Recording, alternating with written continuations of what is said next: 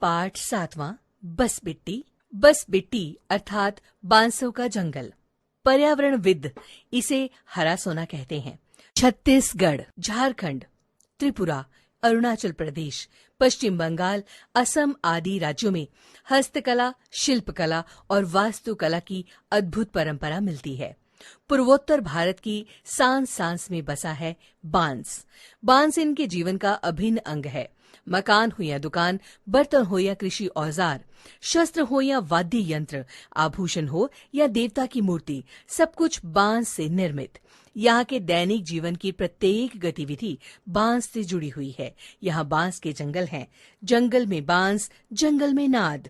कुटीर व लघु उद्योग में बैंत शिल्प का अपना अलग ही स्थान है, परंतु इन कुटीर उद्योगों की क्षमताओं की बड़ी उपेक्षा हुई है।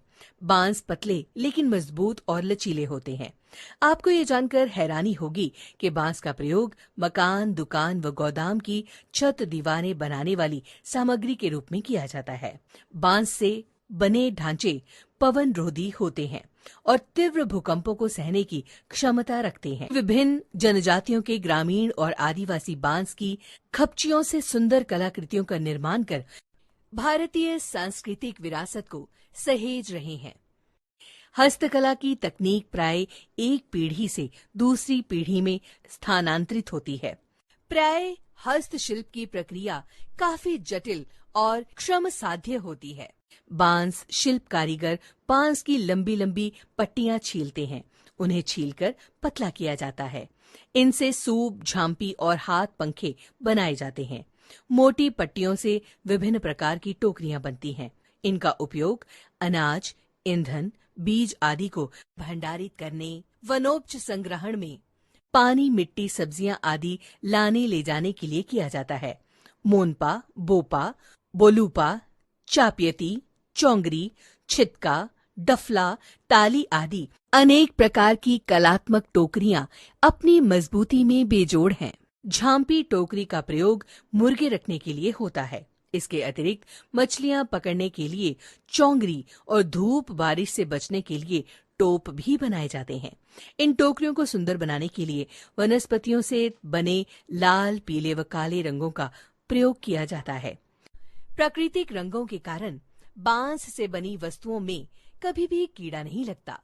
टोकरियों के अतिरिक्त बांस की सीटी, जानवरों की आकृतियां, तराजू का पलड़ा, दरवाजे, फूलदान, tray, wall hanging, lamp stand, मूढ़े आदि दैनिक जीवन के उपयोग की अनेक वस्तुएं निर्मित की जाती हैं। मेघालय में तो बांस के झूलते पुल भी बने हुए हैं। यहाँ जगह जगह रखे कूड़ेदान भी बांस के ही बने होते हैं। बांस से बने खिलौने और आभूषणों पर नक्काशी करने में यहाँ के शिल्पकार सिद्धहस्त हैं। बांस का फर्नीचर शहरी लोगों की खास पसंद है। हथकरघे पर बुनी चटाइयां आपको आम बाजारों में देखने को मिल जाती हैं। यहाँ तक कि बांस से बने वाद्य यंत्र भी ग्रामीण जनजातियों की लोक संस्कृति का ही परिचय देते हैं। बांसुरी, तुरही, कप, वायलन, डमरू, नगाड़ा, डफ, बांगो, हाथीनाद आदि की मधुर ध्वनि सबका मन मोह लेती है। उज्जैन में बने बांस के ताल वाद्य अब गोल्डन बुक में भी दर्ज हो गए हैं। नाग जनजाति के लोगों का सौंदर्य बोध शहरी लोगों से अधिक विकसित है। बांस के मग, चम्मच और तश्तरी पर की गई नक्काशी इसके प्रमाण है। जापान में बांस के डंडों को भीतर से साफ कर पानी की पाइप के रूप में प्रयोग किया जाता है। विश्व के अनेक देशों में इसका सब्जी के रूप में भी प्रयोग होता है। इसकी शाखाओं से अनेक प्रकार की दवाइयां बनती हैं। जापान में सड़कों के निर्माण के लिए भी बांस का ही प्रयोग किया जाता है।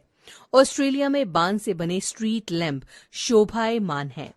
आज ग्लोबल वार्मिंग के खतरे से उबरने के लिए हस्तशिल्प और हथकरघा उद्योग रामबाण औषधि है। आधुनिकता की चमक और मशीनीकरण ने प्रकृति के दोहन को बढ़ावा ही दिया है। बेंत उद्योग पर्यावरण के अनुकूल है।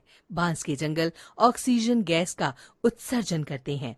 उनमें विकिरण रेडिएशन को सोखने की अद्भुत क्षमता है तथा इसका ईंधन भी प्रदूषण रहित है।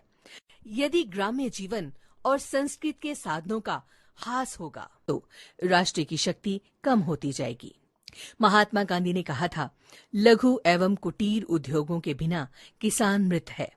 वह केवल भूमि की उपज से ही स्वयं को नहीं पाल सकता, उसे सहायक उद्योग चाहिए।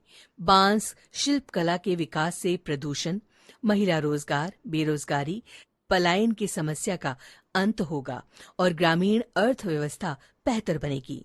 किसी ने सही कहा है, बांस बेसुरे हो जाएं और जल मरें, उनकी गांठों को काट दो, पूरे जंगल में सुर भर